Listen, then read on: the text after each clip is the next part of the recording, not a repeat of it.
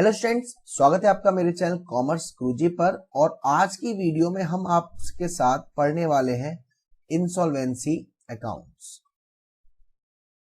अरे सर क्या बात करते हैं, आप कब से हमारे साथ पढ़ने लगे? साथ साथ पढ़ेंगे बेटा, डोंट वरी। इंसॉल्वेंसी अकाउंट, जिसको हम शॉर्ट फॉर्म में IVAB बोलते हैं, इंसॉल्वेंसी अकाउंट। भाई ऐसा होता है कि जो हमारे बिजनेसमैन होते हैं, बिजनेस क्यों करते हैं? अरे सर बच्चों वाली बात, प्रॉफिट कमाने के लिए बिजनेस करते हैं। Very good, great answer, Oscar मिलेगा आपको। कभी कभी क्या होता है कि जो बिजनेसमैन होते हैं वो बिजनेस क्यों कर रहे हैं सर? प्रॉफिट कमाने के लिए। और प्रॉफिट कमाने के लिए वो बहुत से काम करते हैं, पर कभी कभी क्या होता है, एक ऐसी कंडीशन आ जाती है जब उनको फाइनेंशियल प्रॉब्लम्स होने लगती हैं, फाइनेंशियल क्राइसिस होती हैं, काफी सारे लॉसेस होते हैं और उनके पास उतनी एसेट्स नहीं होती कि उन लायबिलिटीज को वो पे कर सकें। और उनके पास क्या होते हैं? बहुत सारे क्रेडिटर्स होते हैं। इस कंडीशन में बाहर आके किसी भी तरीके का एग्रीमेंट करना, किसी भी क्रेडिटर से एग्रीमेंट करना अपनी लायबिलिटीज को लेकर, वो इस कंडीशन में नहीं होते। और ये जो कंडीशन हो जाती है, उस कंडीशन को कहते हैं मेरे तो इंसॉल्वेंसी अकाउंट। भावना मत भैया का गाना है। तो इसमें क्या होता है, एक अकाउंट प्रिपेयर किया जाता है जिसको हम कहते हैं इंसॉल्वेंसी अकाउंट।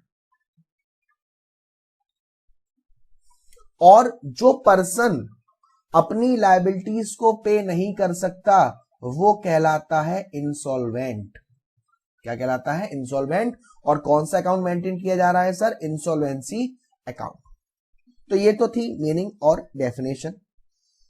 लेकिन जो हमारा इंडिया है, इंडिया में इंसॉल्वेंसी के लिए दो एक्ट बने हुए हैं। एक है हमारा प्रेसिडेंसी टाउन्स इंसॉल्वेंसी एक्ट 1909। ये एक्ट 1909 में आया है और ये अप्लाई होता है मुंबई, चेन्नई एंड कोलकाता। वहां पर इंसॉल्वेंसी के लिए जो एक्ट है वो प्रेसिडेंसी टाउन। सर बाकी के लिए आता है आपका provincial insolvency act 1920। Mumbai, Chennai और कोलकाता को छोड़कर ये एक्ट काम करता है अन्य राज्यों में, और मुंबई, चेन्नई, कोलकाता में प्रेसिडेंसी टाउन काम करता है। ये तो है आपकी यहां वाली बात। अब क्या होता है कि जो इंसॉल्वेंसी अकाउंट होता है, जो इंसॉल्वेंट पर्सन होता है, वो एक पिटीशन डालता है। किसके लिए? कि सर मैं इंसॉल्वेंट हो गया। ठीक, अब वो अपने कुछ अकाउंट शो करता है जिसे हम कहते हैं form of statement of affairs. उनको काफी आपको अच्छे से समझना पड़ता है, बहुत ही अच्छे से समझना पड़ेगा। पहले मैं आपके साथ उस स्टेटमेंट ऑफ अफेयर्स को शो करता हूं। Form of statement of affairs, ये हमारा required as per Indian insolvency act in the high court of justice in insolvency. तो ये बनता कैसे है? कुछ कुछ बैलेंस शीट के टाइप का ही होता है। यहां होती है ग्रॉस लायबिलिटी, यहां होती है लायबिलिटीज, यहां एक्सपेक्टेड टू रैंक, एसेट्स और एक्सपेक्टेड टू प्रोड्यूस। अभी वन बाय वन सब समझेंगे हम। यहां ग्रॉस लायबिलिटी की कितना कर्जा है, यहां लायबिलिटी, उस लायबिलिटी का नाम, यहां वो लायबिलिटी हमें कितना पेड हो सकता है, एक्सपेक्टेड टू रैंक। ऐसे यहां एसेट्स, और एसेट्स से कितना मिल सकता है वो है एस्टिमेटेड टू प्रोड्यूस। फिर यहां लिस्ट बनती है। लिस्ट ए आती है लायबिलिटी में, लिस्ट बी आती है लायबिलिटी में, लिस्ट सी आती है लायबिलिटी में, लिस्ट डी आती है लायबिलिटी में, लिस्ट ई आती है एसेट्स में, लिस्ट एफ आती है एसेट्स में और लिस्ट जी आती है एसेट्स में। चैप्टर खत्म। अरे सर क्यों मजाक करते हैं, कर लेता हूं कभी कभी, स्वास्थ्य सही रहता है। List A B C D, sir बच्चे थोड़ी ना है। अब हम बारी बारी से समझेंगे। अभी तो आपने देख लिया list A B C D कहां जाता है, लिस्ट ई एफ जी कहां जाता है, और इन लिस्ट में क्या क्या चीजें आती हैं उनको हम समझेंगे। सबसे पहले हम बात करेंगे लिस्ट ए की। लिस्ट ए क्या है? लिस्ट ए का मतलब होता है अनसिक्योर्ड क्रेडिटर्स। अनसिक्योर्ड क्रेडिटर्स का मतलब सा क्या होता है? वो लोग जिन्होंने इंसॉल्वेंट पर्सन को पैसा दिया है और उसके बदले उनके पास इंसॉल्वेंट पर्सन की कोई भी चीज गिरवी नहीं रखी है एज आ सिक्योरिटी। आपको लिस्ट ए की एक बात ध्यान रखनी है, लिस्ट ए में आते हैं हमारे अनसिक्योर्ड क्रेडिटर्स। अनसिक्योर्ड क्रेडिटर्स कौन होते हैं सर? अनसिक्योर्ड क्रेडिटर्स वो क्रेडिटर्स होते हैं जिन्होंने इंसॉल्वेंट पर्सन को पैसा दिया था और उनके पास इंसॉल्वेंट पर्सन का कुछ भी चीज गिरवी नहीं रखी है एज अ सिक्योरिटी। तो ये होते हैं अनसिक्योर्ड क्रेडिटर्स। इसी में आपको एक चीज याद रखनी है, एक होती है लिस्ट डी जिसको हम कहते हैं preferential creditors. Sir list A के बाद डायरेक्ट लिस्ट डी क्यों बता रहे हो? लिंक है बेटा, ध्यान से सुनिएगा। लिस्ट डी का मतलब होता है कि अगर पैसा मिला तो सबसे पहले इनको हक होता है पैसा मिलने का। और ये कौन होते हैं? ये होते हैं अनसिक्योर्ड क्रेडिटर्स। मतलब सर अनसिक्योर्ड क्रेडिटर्स में से वो लोग जो प्रेफरेंशियल क्रेडिटर नहीं है वो लिस्ट ए में आएंगे, यानी कि unsecured creditors plus preferential creditors which are not in preferential as per list. Sir bounce कर गया, एकदम समझ नहीं आया। 8 लोग हैं, 1 2 3 4 5 6 7। इनमें से ये 3 लोग तो अनसिक्योर्ड क्रेडिटर्स हैं, बाकी के ये 2 लोग वो हैं जो है तो प्रेफरेंशियल क्रेडिटर्स में लेकिन लिस्ट में इनका नाम नहीं है, इन दोनों का नाम है। तो अगर लिस्ट ए काउंट होगी तो इन सबको जोड़ लिया जाएगा और लिस्ट डी में ये दोनों आएंगे। यस सर, अब क्लियर हो गया। सर अनसिक्योर्ड क्रेडिटर्स कौन कौन से हो सकते हैं? अनसिक्योर्ड क्रेडिटर्स हमारे बिजनेस क्रेडिटर्स होते हैं, जैसे open account creditors, sundry creditors, creditor for loan, creditor for goods, bills payable, promissory note, unsecured bank overdraft, outstanding expenses, private and household debt, loan from wife, loan from friend, interest on loan, bill dishonoured, bin honoured, unsecured loan, contingent liability, wages या salary, amount of rent जो list D में include नहीं है। प्रवचन नहीं दे रहा हूं, video को रोक रोक के सारी चीजें नोट कर लेना बेटा। ये होते हैं हमारे लिस्ट ए। तो ये सारे आइटम आपके लायबिलिटी साइड में लिस्ट ए के अंदर आ जाते हैं। जो प्रेफरेंशियल है वो अलग करके। बारी आती है लिस्ट बी की। लिस्ट बी में आते हैं फुली सिक्योर्ड क्रेडिटर्स, चाड़ी। Fully secured creditors. ये फुली सिक्योर्ड क्रेडिटर्स क्यों हैं? ये वो क्रेडिटर्स होते हैं जिन्होंने इंसॉल्वेंट पर्सन को पैसा दिया है और इन लोगों के पास इंसॉल्वेंट पर्सन की कोई चीज गिरवी रखी है और उस गिरवी रखी हुई चीज से वो उतना पैसा वसूल कर सकते हैं जितना दिया ही नहीं है। यानी कि 60,000 रुपए दिया है और इनके पास जो चीज है वो इससे ज्यादा अमाउंट की है और बेचने पर इनको उससे ज्यादा पैसा मिलेगा। तो सर ये 30,000 का क्या होगा? ये 30,000 का ये सरप्लस शो करेंगे लायबिलिटी साइड में ही।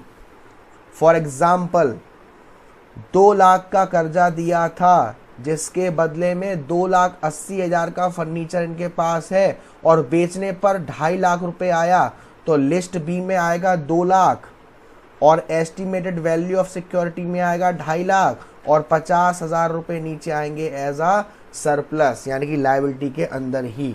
ये होती है लिस्ट बी। बारी आती है लिस्ट सी की।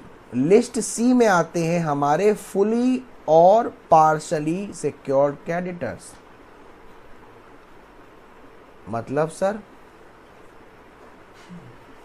पार्शली सिक्योर्ड क्रेडिटर्स वो क्रेडिटर्स होते हैं जिन्होंने इंसॉल्वेंट पर्सन को पैसा दिया, सिक्योरिटी लिया, लेकिन सिक्योरिटी बेचने पर इन लोगों को उतना पैसा नहीं मिल पाएगा जितने का इन्होंने कर्जा दिया था। तो जो डिफरेंस रह जाता है वो बाहर शो करते हैं एक्सपेक्टेड टू रैंक में। तो हमने list A, list B, list C और लिस्ट डी, ये 4 लिस्ट के बारे में हमने जिक्र किया आप लोगों से। क्लियर है? ठीक सर, लिस्ट डी में कौन कौन सी चीजें ऐसी हैं जो प्रेफरेंशियल क्रेडिटर्स के रूप में आती हैं? जैसे आपका salary, tax, wages, rent, depreciation, ये सारी चीजें ली जाती हैं। लेकिन एक बात आपको ध्यान रखनी है, 2 एक्ट काम करते हैं आपके। एक काम करता है प्रेसिडेंसी टाउन इंसॉल्वेंसी एक्ट 1909, जो कि मुंबई, चाइना एंड कलकत्ता में काम करता है, और एक जहां अन्य जगह काम करता है प्रोविंशियल इंसॉल्वेंसी एक्ट 1920। सर ये क्यों डिफरेंस आप बता रहे हो? अभी मैंने आपसे बात करी प्रेफरेंशियल क्रेडिटर्स की, लेकिन इन एक्ट के हिसाब से उसकी एक लिमिट होती है। मतलब आपको क्वेश्चन में कितना भी रेट दे रखा हो, आप कितना कवर कर सकते हैं इस एक्ट के हिसाब से वो निर्धारित है। जैसे कि सैलरी ऑफ एम्प्लॉइज और क्लर्क, अगर प्रेसिडेंसी टाउन के हिसाब से देखा जाए तो क्वेश्चन में कुछ भी सैलरी दे रखी हो, लेकिन जो प्रेफरेंशियल क्रेडिटर्स में जाएगी वो कितनी जाएगी? 300 रुपए पर पर्सन। फॉर एग्जाम्पल आपको क्वेश्चन में 4 लोगों की सैलरी दे रखी है 2,000 रुपए, तो 300 इंटू 4 1200 जाएगी प्रेफरेंशियल क्रेडिटर में और 800 रुपए जाएगी अनसिक्योर्ड क्रेडिटर्स में। लेकिन वही बात करी जाए प्रोविंशियल में, तो उसमें और भी हालत खराब है। उसमें 20 रुपए पर पर्सन, यानी कि अगर यही केस होता तो 20 इंटू 4 80 रुपए जाते प्रेफरेंशियल क्रेडिटर में और 1920 रुपए जाते अनसिक्योर्ड क्रेडिटर में। वही बात करी जाए वेजेस की, तो अगर हम प्रेसिडेंसी टाउन के हिसाब से जाते हैं तो 100 रुपए पर पर्सन की वेजेस डाली जाएगी, बाकी का अमाउंट अनसिक्योर्ड में, और प्रोविंशियल में 20 रुपए पर पर्सन के हिसाब से डाला जाएगा। और क्या क्या चीजें? जो रेंट होता है, लैंडलॉर्ड रेंट, अगर प्रेसिडेंसी टाउन के हिसाब से जाते हो तो पहले महीने का जो रेंट की अमाउंट होगा, पहले महीने का जो रेंट है या 1 महीने का जो रेंट है वो लिया जाएगा प्रेफरेंशियल क्रेडिटर्स में, बाकी का सारा अमाउंट अनसिक्योर्ड क्रेडिटर्स में। और इसमें तो ये इंक्लूड होता ही नहीं है, यानी कि सारा का सारा अमाउंट अनसिक्योर्ड क्रेडिटर्स में। आई होप आपको यहाँ तक कोई दिक्कत नहीं होगी। हमने 4 लिस्ट देख ली, list A, list B, list C और लिस्ट जी, जो कि सारी की सारी लायबिलिटीज में आती हैं। अब मैं आपसे बात करूँगा एसेट साइड की। एसेट साइड में पहली लिस्ट होती है हमारी लिस्ट ई। लिस्ट ई में आती है हमारी प्रॉपर्टी। लेकिन समझने से पहले मैं एक बात आपको बता दूं, इसमें वो प्रॉपर्टी इंक्लूड नहीं करी जाएगी जो या तो किसी क्रेडिटर पर गिरवी रखी है एज अ सिक्योरिटी, या किसी ट्रस्ट पर रखी है, या ट्रस्ट ने इंसॉल्वेंट पर्सन के पास रखी थी, या वो लिस्ट एफ और जी का हिस्सा है।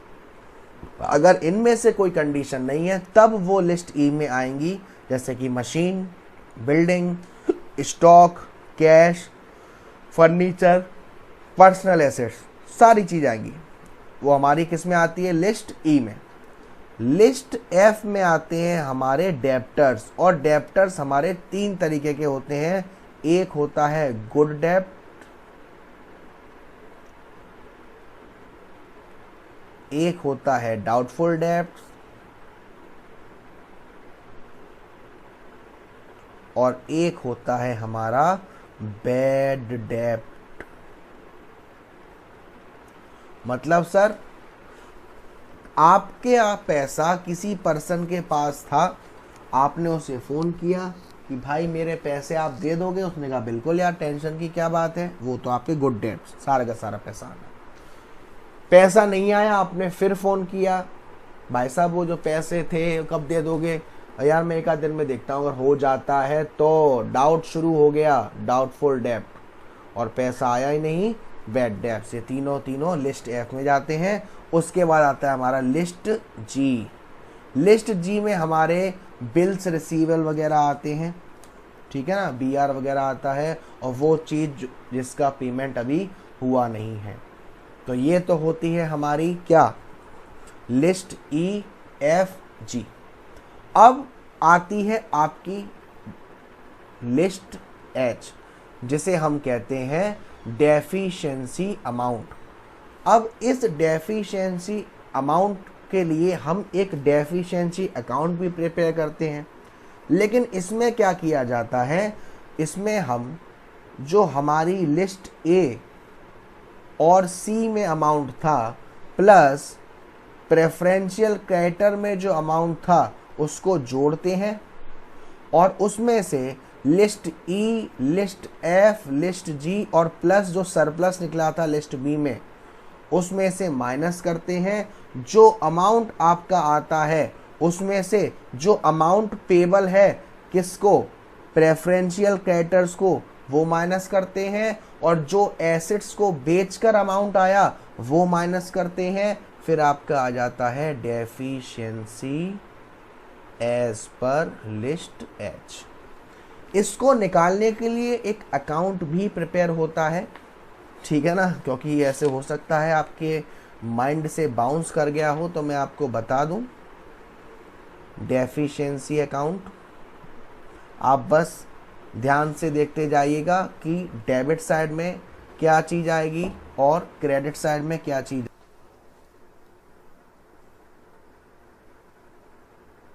तो अब आपको बस अच्छे से ये देखना है कि डेफिशिएंसी के डीआर यानी कि लेफ्ट हैंड साइड में क्या क्या आता है, और सीआर यानी कि राइट हैंड साइड में क्या क्या आता है। पहले मैं बात करूं लेफ्ट हैंड साइड की, तो भाई देखो, जो कैपिटल लगाई होगी शुरुआत में वो आएगी, या अगर एसेट्स ज़्यादा है लायबिलिटी से तो आएगी, इंटरेस्ट ऑन कैपिटल आएगा, बिजनेस का प्रॉफिट आएगा, अगर उसकी प्राइवेट एसेट्स की वैल्यू ज़्यादा है लायबिलिटी से तो आएगी, इनकम, डिविडेंड, कोई प्रॉफिट आएगा, एस्टिमेटेड प्रॉफिट, कोई एसेट्स बेचा प्रॉफिट हुआ तो आएगा, लायबिलिटी से एग्जम्पशन मिला तो आएगा, सैलरी ऑफ द डेप्टर, और डेफिशिएंसी, प्रोविजन, रिजर्व, ये सारी चीज़ें। बात करी जाए राइट हैंड साइड की, अगर लायबिलिटी ज़्यादा है एसेट्स से तो आएगा, बिजनेस के लॉसेस आएंगे, ड्राइंग्स आएगी, एसेट्स को बेचने पर घाटा हुआ तो आएगा, बिल डिस्काउंटेड डिसऑनर आएगा, trade expenses, realisation expenses, loss, speculation loss, bad debts, ये सारी चीज़ें आएंगी। तो इन सारी चीज़ों के लिए आपको ध्यान से ये मालूम होना चाहिए कि क्या क्या चीज़ें कहाँ कहाँ और क्यों आती हैं, और यहाँ से जो डेफिशिएंसी निकलता है उसको आपको मैंने बताया ही है, deficiency as per list H, और हम इसको कहाँ शो करते हैं। इसी के साथ एक फाइनेंशियल पोजीशन यानी कि बैलेंस शीट बनती है, जो कि बैलेंस शीट किसकी होती है,